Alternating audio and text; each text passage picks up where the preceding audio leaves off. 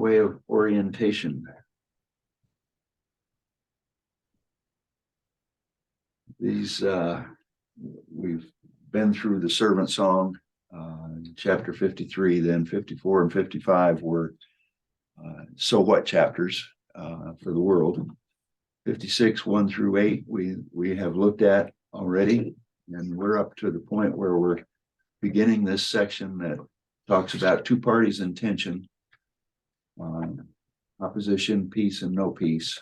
And that will really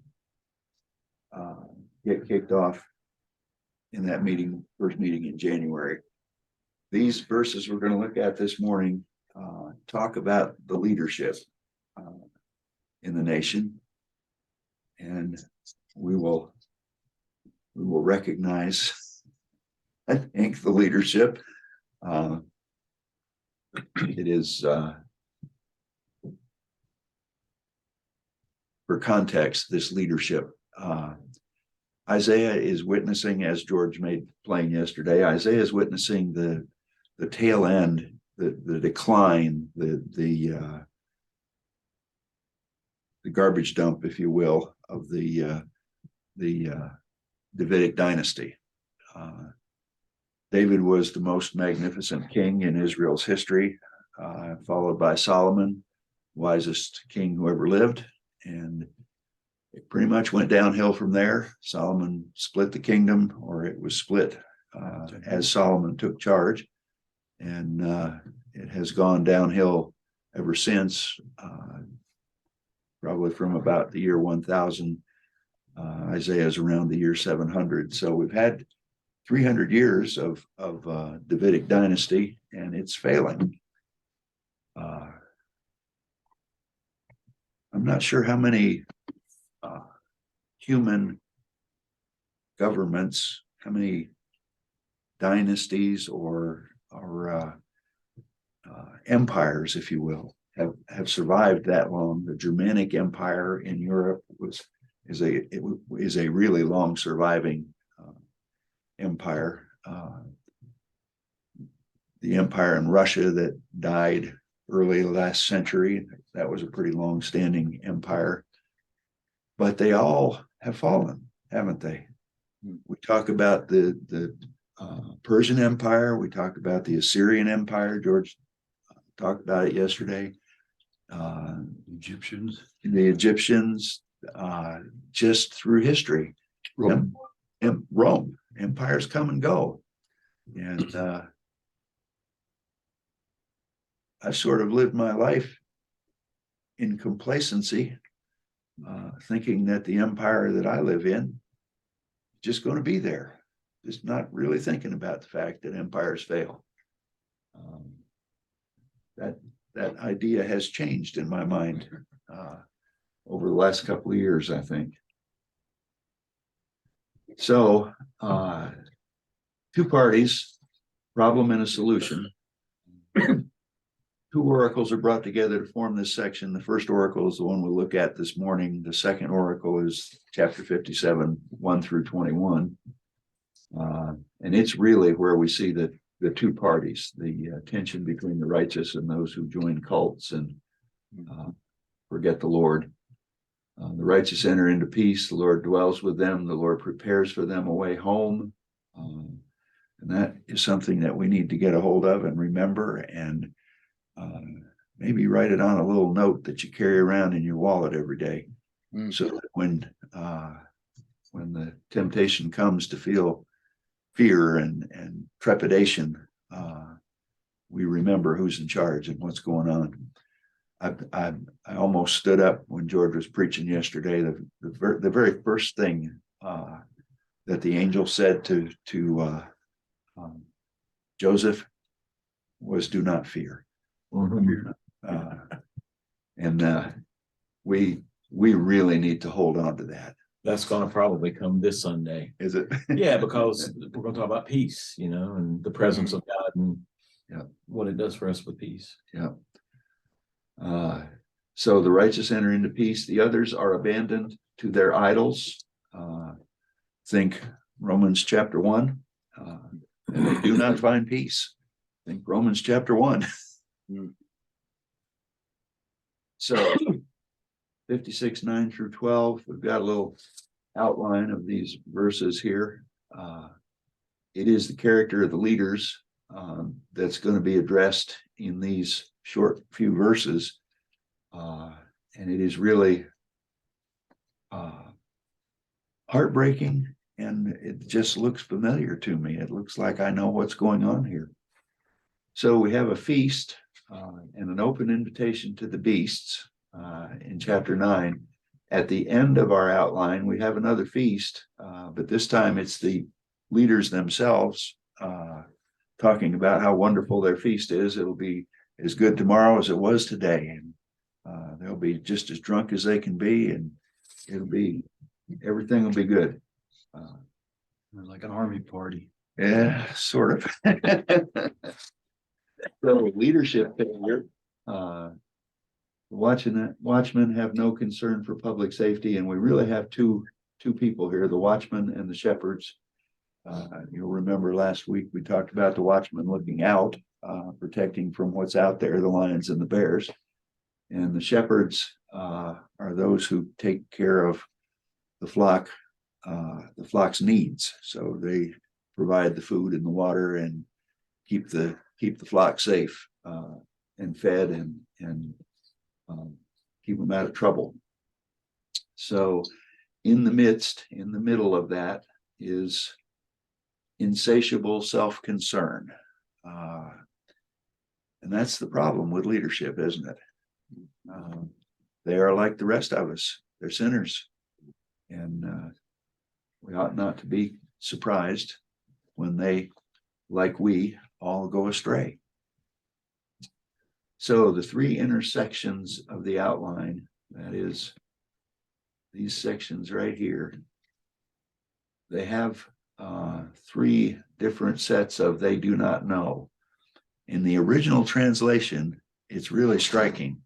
When you translate it for yourself, you get "they do not know," then you get "they do not know satisfaction," and then you get "they do not know discernment." And you get that in just these two verses, 10 and 11. And it really is quite striking when you read it in the original. You get a sense there sometimes how much is taken away by a translation. The translation tries here to do something else. In the process, it loses this.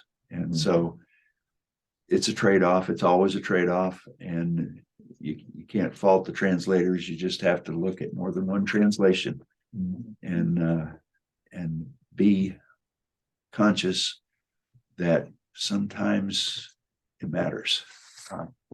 So the irony of the bracketing verses, that is the beginning and the end, they both have the word "come."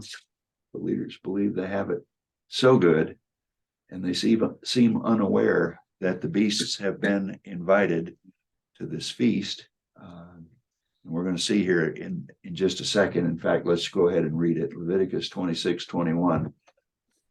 "If you walk contrary to me and will not listen to me, I will continue striking you sevenfold for your sins. I will let loose the wild beasts against you, which shall bereave you of your children and destroy your livestock and make you few in number, so that your roads shall be deserted." Letting loose the beasts is a form of judgment, God's judgment. And in verse 9, which we'll read here in just a minute, the beasts are invited to come, and it's not good. So 56:9, "All you beasts of the field come to devour, all you beasts in the forest." So the beasts of the field and the beasts in the forest are all invited to come and devour.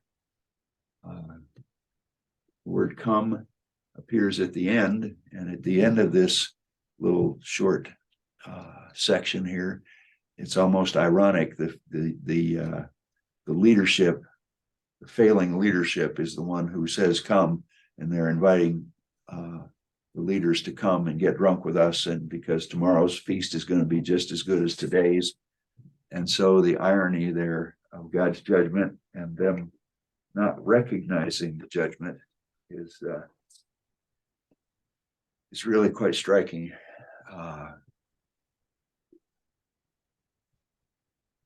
I've been reading Tim Keller a good bit here lately. He's a brilliant guy, I think, and has written some things that are really worth reading. In what I've been reading, he's been talking about leadership,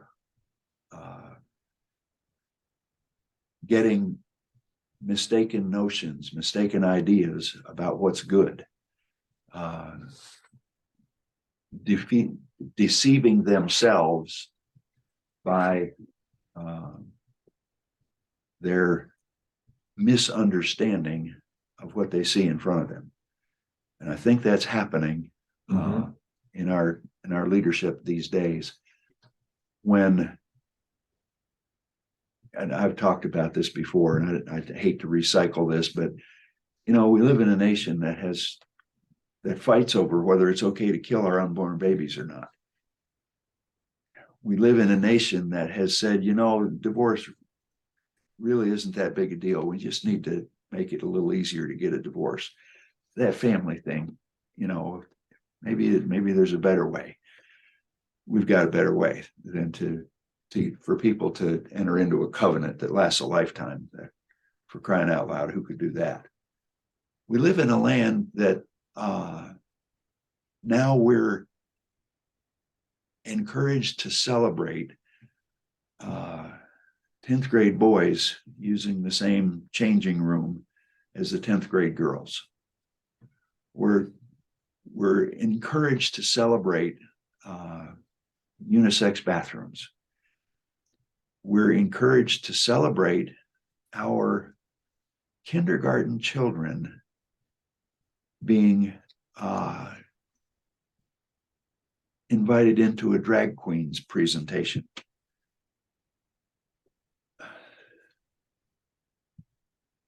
Those things to me are preposterous. All of them, they're just preposterous. And yet we see the leadership in our country. We've got two parties politically, but we also have two worldviews, two philosophies that are colliding, and they collide many, many ways within the political parties, but they are worldviews nonetheless that are colliding. And one of those worldviews has so discounted the biblical view of the world, the biblical worldview, that they can't see that what they're saying is preposterous. Our nation has entered into a level of debt which is staggering. I mean, it's just staggering. And we're only one event. Don't know what it is, but we're only one event from total collapse of our financial system. And it could just be one thing. I mean, because we're sort of in a perfect storm right now. And I didn't live through World War II, but what little I've read about it and what little I know about it, it is a horrifying fiscal, monetary situation to enter into a significant war. Mm-hmm. We're struggling already to support Ukraine. And what happens now if China gets aggressive in the South China Sea, and we are forced to defend Taiwan, as we have said we will do? Who knows what that looks like? I don't think our president knows what that looks like. But at some point, one event is going to tip us over. And we're just talking about the money. Deke and I were talking the world's most active volcano erupted again last night, guys. Mauna Loa in Hawaii is in full eruption. typically erupts every 6 years. It hasn't erupted since 1984. Who knows what this eruption will look like? There may be an awful lot of pent up stuff there. They're talking about the ash cloud. Chris and I were out in Washington and were able to visit Mount St. Helens, and I learned in that visit that volcanic ash, when they talk about volcanic ash, it's not ash, guys. It's not what comes out of your fireplace. It's sand. They had a mason jar of it, and it's sand. When I held that mason jar, it weighed what a jar of sand weighs. When I shook it, it was like I had a jar full of sand. It is sand. It's just sand. That's the reason why anytime like in Iceland and places like that, they always route aircraft way, way, way around that. Because one little dose of that in the jet engine is gonna ruin it.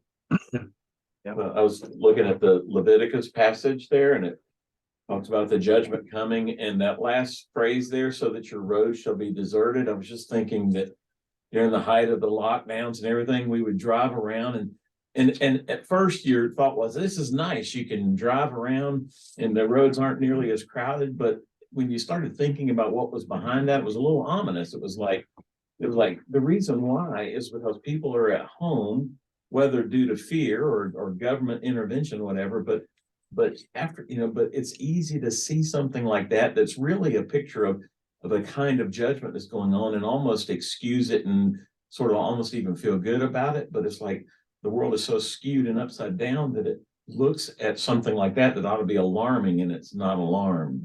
It looks at the signs of what's going on, and they see no peril in front. What are the signs of the end times? Man. Wars and rumors of wars are coming. Well, All sorts of things. Chinese on the verge of revolt by the people in their lockdown. And that's really rare, but they are there. They're risking their lives to get out of the house because they're supposed to be locked in. They had a fire of a 10-story building, and all these people got killed and couldn't get out. Yeah. It's And let me say another thing, just so we can hang on to some perspective here. As we watch America turn away from Christian values, biblical values, understand that Christianity is growing in the world. There are more Christians now than there were yesterday in the world. And that's been going on in China. It's been going on in Africa. It's been going on all over the world, except in the West, Europe and the US and Canada.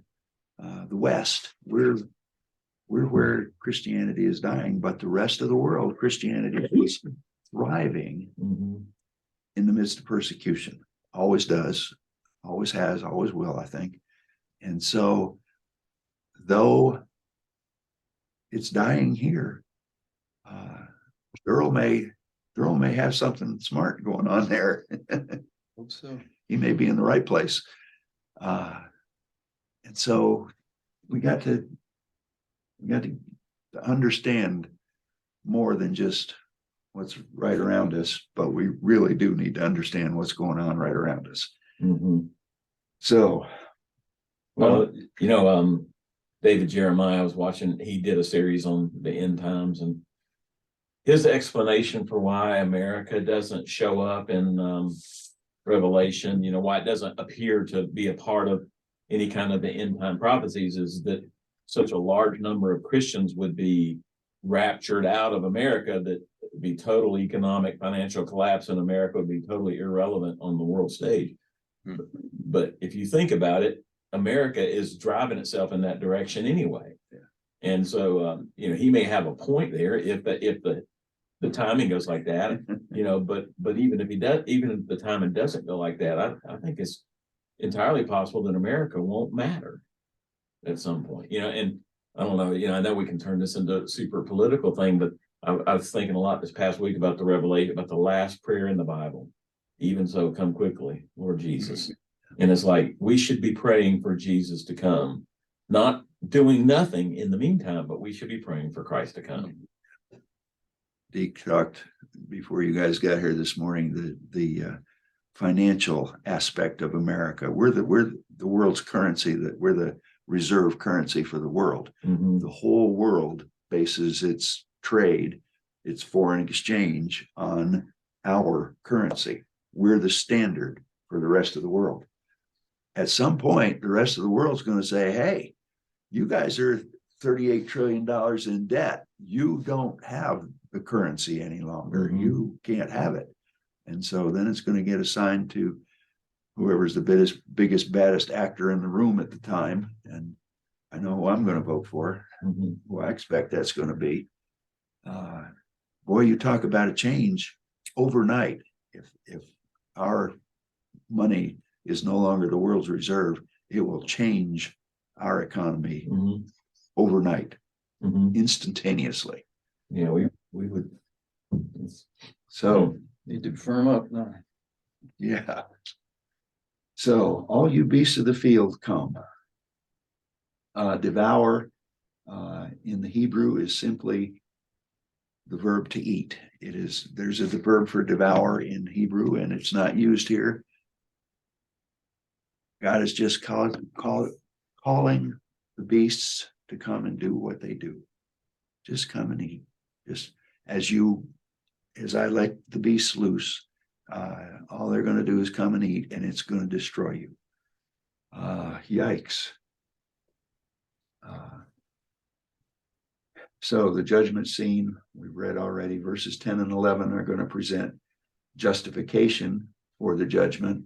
And remember, now we're talking about the leadership. These little verses 9 through 12 here are about the leadership. And so his watchmen are blind. They are all without knowledge. In the Hebrew, it just simply says they do not know. They are all silent dogs. They cannot bark. They're dreaming. They're lying down. They're loving to slumber.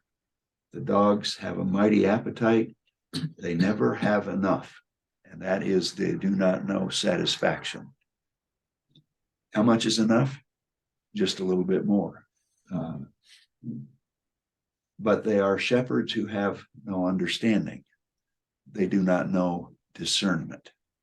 They do not know satisfaction. They do not know discernment. They have all turned to their own way, each to his own gain, one and all. Notice we have gone from watchmen to shepherds. So we've got both aspects, the looking out and the caring within. These are our leaders who are to take care of us. And they do not know satisfaction. They do not know discernment. They have all turned to their own way, each one to his own gain, one and all. And lest we get past it without saying it, we've got two sorts of leadership groups in our country right now. We've got one group that contains the Clintons and the Bidens, and have they turned to their own gain? We've got another group that is probably most known by the word Trump, and is he concerned about his own gain? And it is the character of the leaders that we're talking about here, not policy. This isn't what they have done to us. Rather, it's their character. He made some comments about the interstate system last week that caused me to remember and think about the interstate system, and then to think about public works and the way that we do infrastructure in this country. We once had a president whose character was such that he could start a project to build interstate highways all over this country. And that project came to fruition. It has succeeded. And because of it, we can move armies from coast to coast. One of the goals of that project.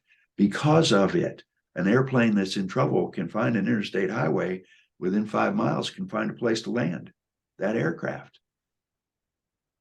The character of the man that initiated that project, I look back at him, and just this last week, I have decided that I really want to read some more about Eisenhower. Mhm. I want to understand that guy a little better than I do. He did some things in the Second World War. It was Colonel Eisenhower that decided that we needed interstate highways. It was General Eisenhower that made some really tough decisions that gave us victory, helped to give us victory. He helped make decisions that gave us victory in the Second World War. That's a man whose character I can look up to. Since then, we've had Kennedy. Well, in some ways, I looked up to Kennedy. I still think he was a legitimate war hero. But he also did some things in his private life that broke my heart. And then we have Nixon, and then we have Johnson, and you know, as they unfold, I'm less and less impressed by the character of the leadership that we have elected. When we re-elected Clinton, given the nature of the, you know, it depends on your what's your definition of is? Come on.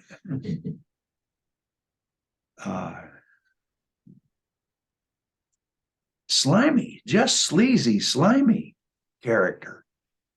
And it's gone downhill since then, guys. The last two presidents that balanced budget, Nixon and Clinton.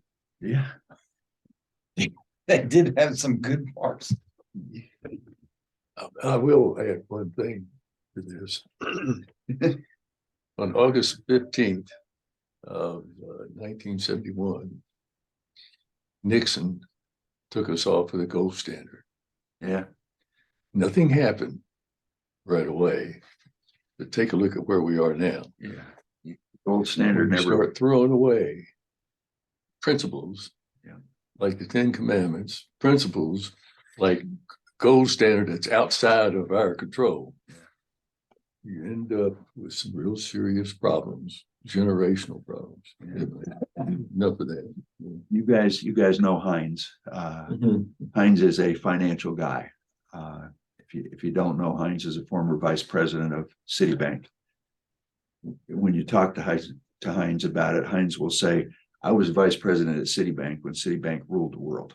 When what? Citibank ruled the world. Oh, yeah. What it means is there was a point at which Citibank ruled the world financially. And Heinz was senior enough in Citibank at that time that Heinz said what he wanted for his domain, and they gave it to him. Heinz, up on Linville Ridge, back 5 or 6 years now, he gave a presentation for those CEO type people, those rich folks that live up on Linville Ridge. And he made it real clear to them that the United States has gone into debt at a level which is going to be extremely difficult to recover from. And if we don't recover from, it will lead to our financial collapse. That's all you need to know about economics, is if we don't get out of this, if we don't stop digging the hole, we're going to collapse economically. It's just that simple. Even I can understand that. Heinz gave me a financial textbook that he'd written, and I had asked him a question, and he gave me the textbook. He says, "The answer to your questions in that first chapter, you may or may not be able to understand it." And he was right. I had to read that chapter about 5 times before I got it. He told me, "Don't bother with the rest of the book. You won't get it." I started to read chapter 2, and I read about a paragraph and a half, and I knew I ain't going to get it. Yeah. It's just way over my head. With all of that understanding of the world's finances, Heinz says it's just this simple. We're too far in debt. And if you don't get out of that debt, we're going to collapse. It's not going to be a pretty thing. It's not going to be a soft landing. It's not going to be gentle. We're going to collapse. Is there any kind of there in verse 11 where it says, talking about the leaders who have turned to their own way, is there any kind of connection back to chapter 53? I mean, it's not necessarily an inclusio, but he's definitely giving a.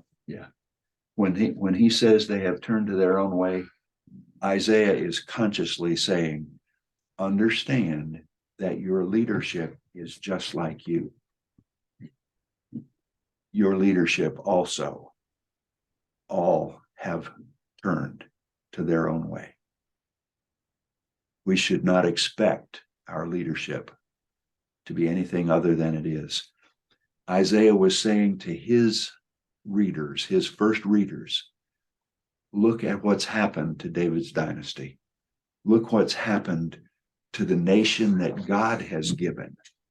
Look what has happened to the nation that God gave a land, gave himself, gave the temple, gave the commandments, gave the law.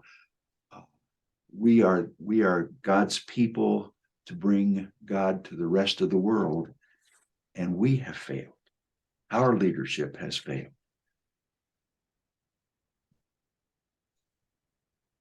Heartbreaking as it is, let it drive you somewhere else for your security. George makes no bones about it when he stands in the pulpit.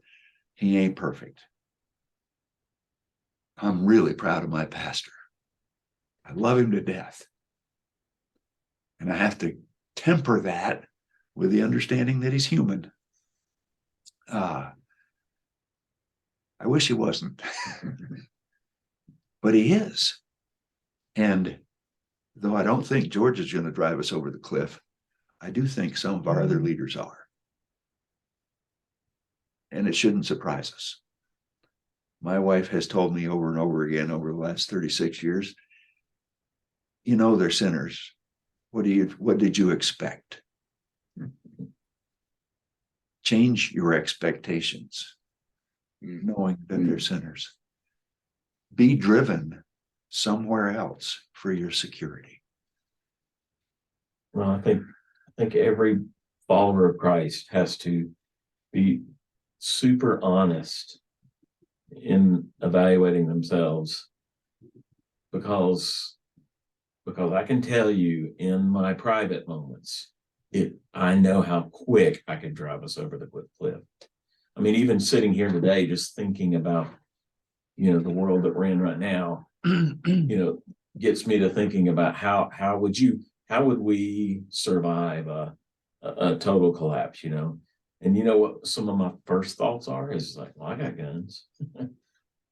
Now where does that lead me to? I mean, seriously, that's so Not much security. Yeah, and Debbie and I have this conversation all the time, not all the time, but enough to where it resonates in our minds that a lot of times our very first instinct is to respond in the flesh. Even though I've been a believer for more than 50 years now, my first instinct is when something happens is to think like the old man. And if we don't, it's why that's why Paul said that I have to beat myself into submission every day. It wasn't a matter of, I finally have gotten victory over this, and so I can move on to something else. It's like every single day I'm having to fight against my old man. And so. Thank you for saying that. Yeah. Thank you. Well, that's it. That's Thank It's you. interesting because, as I pray, I'm asking for the Holy Spirit to guide me in what he wants me to do, not a reaction which comes naturally in Mike Dimitri. But is there something yes, trust, complete trust. But then sometimes waiting can be a challenge when we foresee things like this coming. And with the two grandsons and Christian daughters, I've got a lot to be thankful for. And there is that waiting period and understanding what's waiting for Mike by God's direction of the Holy Spirit, and what's Mike, accepting what's going to happen and not being more responsible. And the only area I can end up in is responsible to share the gospel. And Mike needs to get a lot better at that. You guys got thoughts on that? Let me give you a little bit of Keller, Mike. We have two things going on in our world. We live in the Christian side of it, and I'll address that second. Over here on this side, we've got a generation of people, a new generation of people who are searching for their identity and finding their identity within themselves. They are not assimilating into society. They are not adopting society's values, traditional values. They are deciding for themselves what's right and wrong, each one. And so I don't think that's sustainable. I don't think you can have a society that functions like that for very long. You're going to end up with absolute anarchy, is what I think. But that day by day change that comes when you decide for yourself who you are, that lack of an anchor, that because you get to decide for yourself, there's no standard to hold you in one place. That leads to a person who is insecure.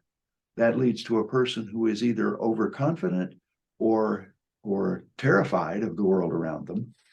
And it leads to someone who isn't part of a social fabric, who's not part of the biblical worldview. You know, we're supposed to have families, we're supposed to have government, and that's supposed to be the way it goes. But now we've got this generation of people that says, no, you're not going to tell me what's right and what's wrong. That's not for you to say. And they'll change that day by day. And so they have no anchor, they have no security. They are driven to do things to try to find some sort of anchor. If I have only my own thoughts to orient me, what's to keep me from killing you because your ideas are wrong in my eyes? What's to keep me? It is where we have become an animal again, have we not? Mm-hmm. Is it not survival of the fittest? And so why am I surprised by young men acting aggressively with their testosterone going through the roof and shooting people every day? Why am I surprised by that? That's what happens. Over here, this other worldview, we have a person, if he's really a Christian, we have someone who is anchored. We have the Bible as our anchor. We have a source for morality. We have a way to decide what's right and what's wrong. And I'm to be part of a family. I'm not able to set my own goals. I'm to be part of a family. I'm to be part of a community. I'm to be part of a government. And to do that, I have to find myself a little bit out there. I have to find myself and orient myself to the world around me. And that's historically what we've done. But as a Christian, I have an identity that happens at the foot of the cross. And that identity should do two things for me. It should first of all make me humble. There was nothing that I could do to accomplish what my Savior did on that cross. And I don't have any basis to turn to the world around me and say, you have to be like me, because I'm just like you.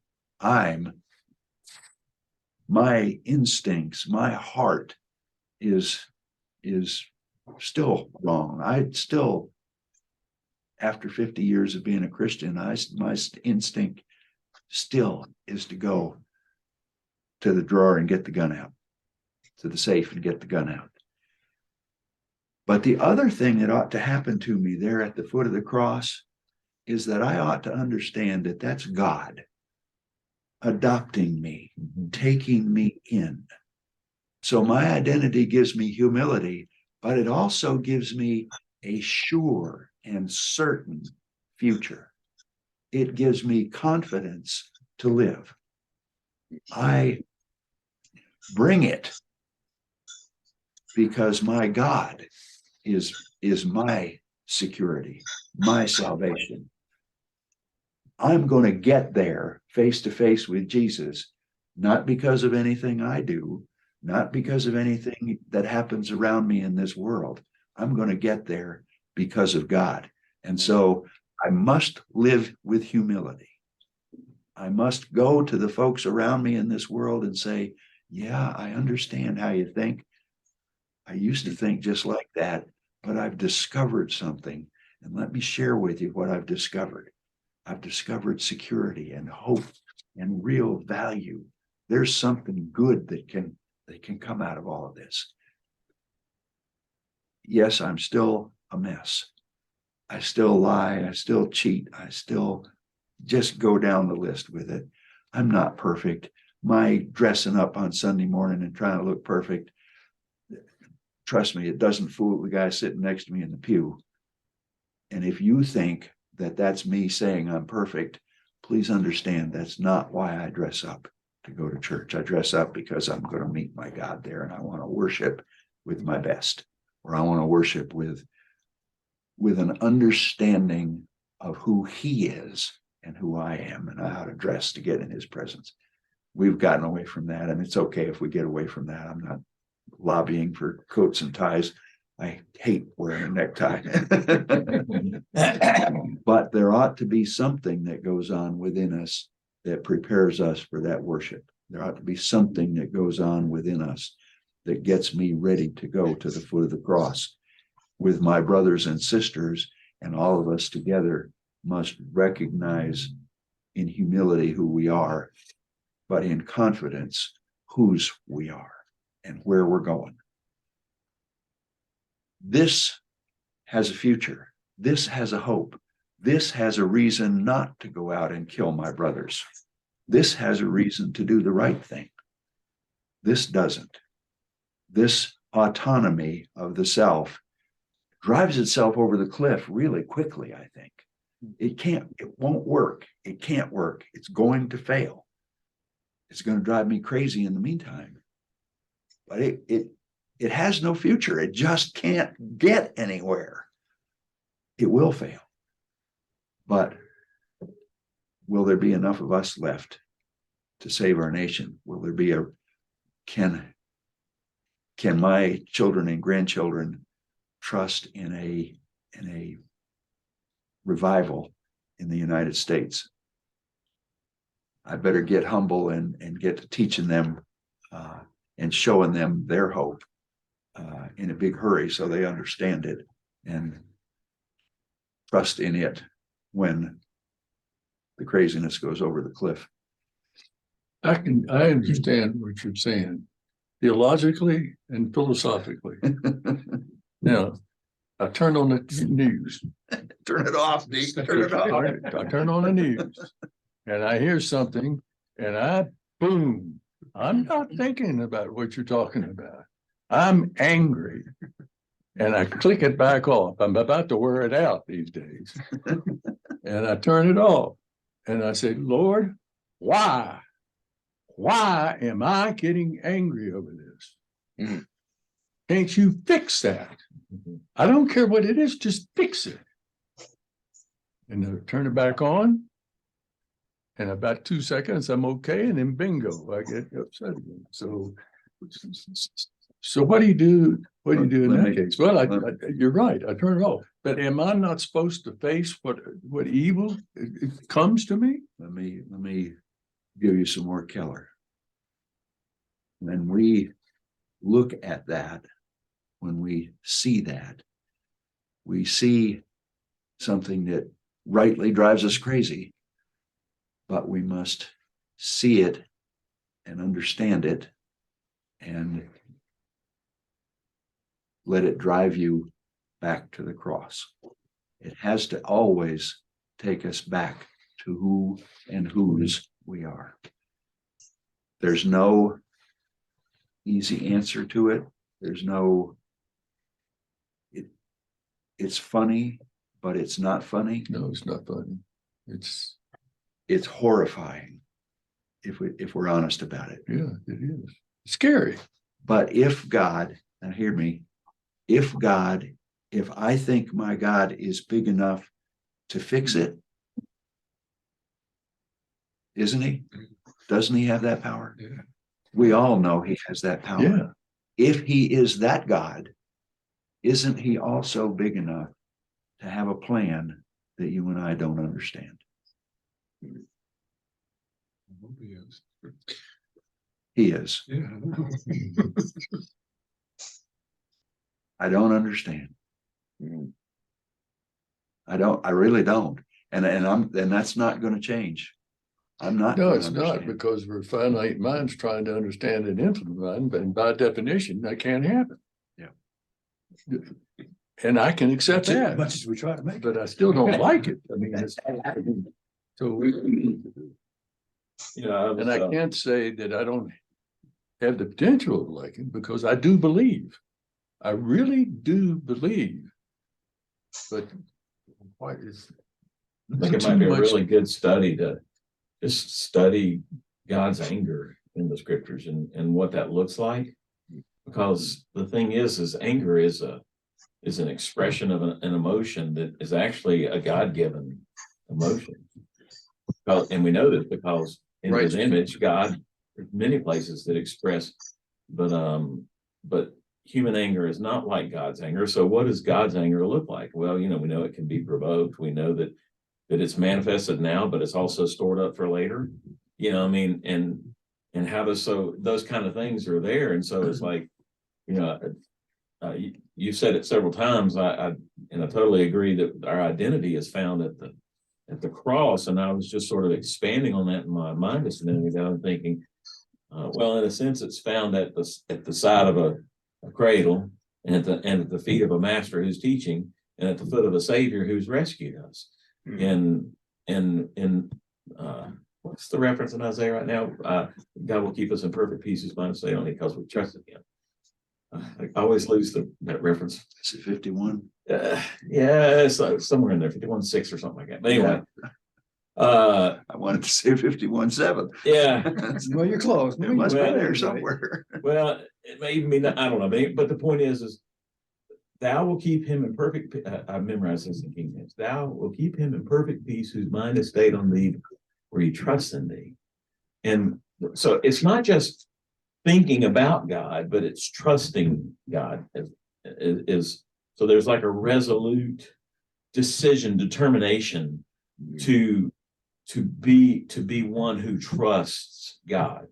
And so and some of this is in my heart about this coming Sunday, but I have yet again another friend of mine who is an avowed atheist who wants to have Facebook conversations about things that I have said, and we have to at some point always step back a little bit because it gets he heated. You can tell he's getting heated, but one of the things he accused me of was you always default to the Bible, and I'm like, good. I was like, that's about the best compliment. Exactly. Thank you. I was getting ready to say So that's pretty the good. point is that because I think we can rationally demonstrate the veracity of the scriptures. I mean, is there a faith issue that's out there? Absolutely, yes. Nobody pleases God apart from faith, but we can sit down and actually have a conversation about the authority of the scriptures and why we have confidence in the scriptures. And a lot of Christians have taken the most important tool out of their arsenal for being able to actually confront and face a world like this, where when we get on Fox News or wherever we tend to get our news source, listen, I don't want to watch news anywhere else but Fox on TV because I don't trust anybody else. But I don't trust Fox either. Yeah, right. And when you listen to them, you can tell that they're not just reporting, they want you to be angry. They want to stir you up. And I have to just remind myself every once in a while that, that the wrath of man isn't going to produce God's righteousness. That there is a righteousness, however, that does contain anger.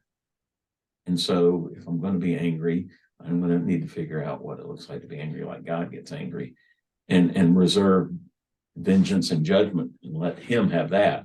But let me be grieved by the things that grieve him and angry by the things that anger him, and stop pussyfooting around about that. Christians, need to quit acting like that we live in a world where, love is always the answer. No, sometimes judgment is the answer. Sometimes judgment must be poured out. Because it leads to repentance. Well, so anyway, I sort of have to step away. I heard Kevin come in down there, and I need to meet with him, but this is part of the way that it's become so devotional, Bob. I think turning this is so good. As long as you keep getting accused of and then on the Bible, you're probably okay. Well, like I said, I was grateful for that observation. I can tell you that. On Facebook. Yeah. I told him, I said, you know what, I'm gonna protect our friendship and love you and care about you. So anyway, all right, we'll see y'all. Thanks, George. So, verses 10 and 11. Watchmen and shepherds, two aspects of the real leadership, external and internal needs. Compare the watchman and blind with dogs who are silent. Participle is used to describe the silent dogs. Silent dogs cannot bark. They are dreaming. They are lying down. They are loving to slumber. They tried to put them into participle form there, Deke. And that's what they are in Hebrew. They describe the nature of the dogs. They can't bark because that's what kind of dogs they've become. They're dogs that just lay there and sleep all day. It's what they've become. You've seen the dog that's dreaming, he and his sleep, and it's fun to watch. Loving to slumber, lazy dog. That's who they are. They have a mighty appetite. They never have enough. They don't know satisfaction, and they have no understanding. They don't know discernment.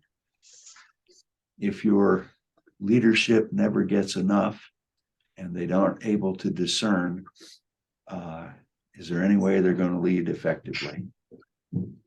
It's just not likely to happen, is it? They've all turned to their own way. There it is, Isaiah 53. Each to his own gain. And this word gain that's used here, that's in the Hebrew. There's several words for gain, profit, wages, all those kind of words. This word has a negative connotation. It's the kind of gain that God. Exactly. They're getting what they can get, however they can get it. So shepherds who have no understanding, no sensitivity to the needs of the flock, all turn to their own way, gain, bad meaning, violence, and unscrupulous. So verse 12, the final verse, come, they say, let me get wine. Let's fill ourselves with strong drink, and tomorrow will be like this day. Good, great, beyond measure. Party, party, party. Yeah. Somebody go get another 6-pack. Somebody's loving the porcelain bus, then. Yeah, exactly. That's the leadership. That's the character of the ones who are leading us. Frightening, isn't it? It is frightening. Incompetence, self-concern, selfish preoccupation. These failed rulers have added drunken complacency about tomorrow. Everything's going to be fine. Just keep piling on the debt. Everything will be fine. Just keep legislating. Everything will be fine. Just keeping on. And it's their character that we're following. It's the policies that they will put out flow from the character. And so if we want to change policy, we need to elect people with different kind of character. And good luck getting that to happen. So now we are to lift up our face from this scripture, and we're to look around, and how does it color what I do today, what we've just read and studied and heard? Don't drive a concrete truck full over a Roman arched bridge. Yeah, yeah, that's a good idea.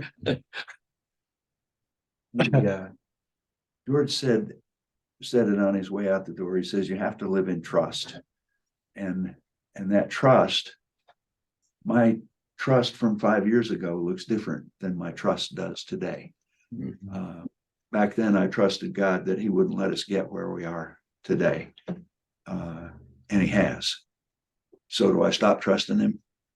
No, I adjust myself to His plan, and I don't understand His plan, but I see judgment coming, and that's His plan, and so I better adjust to that.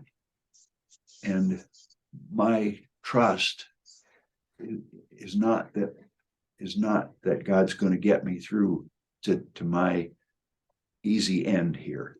I may get hungry before I get buried in a grave. I may get thirsty before I get buried in a grave.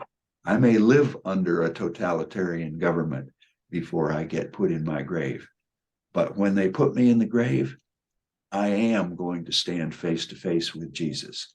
And that's what I have to trust in. That's what I ultimately must trust in. And that's the only thing that I'm guaranteed. Between now and then,